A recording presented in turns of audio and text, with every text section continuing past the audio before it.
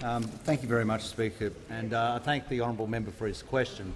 The honourable member who is very aware of what it's like to work, because he started his first job in a bakery, working part-time, and then went on to work, and he's still got a cattle property, and he's worked also in the finance sector. He's a person who understands all the issues pertaining to how you make a business work. Member for Adelaide's already been warned. It wouldn't be surprising that the member has a strong interest in how we're going with the Chinese Free Trade Agreement.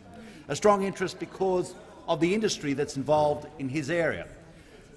He would know that with the Chinese Free Trade Agreement, with the work we've done on the agricultural white paper, and with the hard work from abattoir workers, from dairy workers, from people in the transport industry, that we have the capacity to deliver real returns back to his electorate.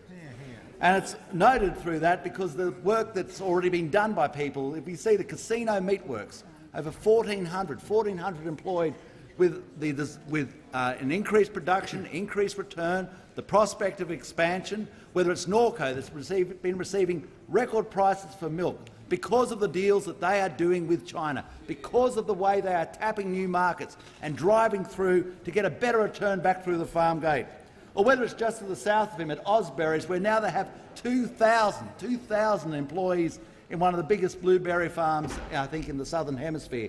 Or whether it's just to the west of him in the seat of New England, where 350 to 400 people are now working in a new farm in an area around Drake where there was no employment, where there was no jobs, and now there are jobs, and now there is the prospect of a fair return. This is the work that our government is doing to make sure that those opportunities are rolled out. But there are things that stop those opportunities being rolled out, and the things that can stop those opportunities being rolled out is when people decide that we're not going to go forward with the Chinese Free Trade Agreement. When they create the disturbance, so that in such a way these things are put under question.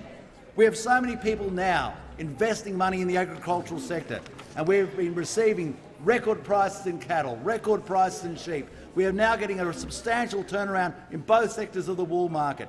We have been having record exports of fruit and nuts. All the things, and these are labour-intensive industries.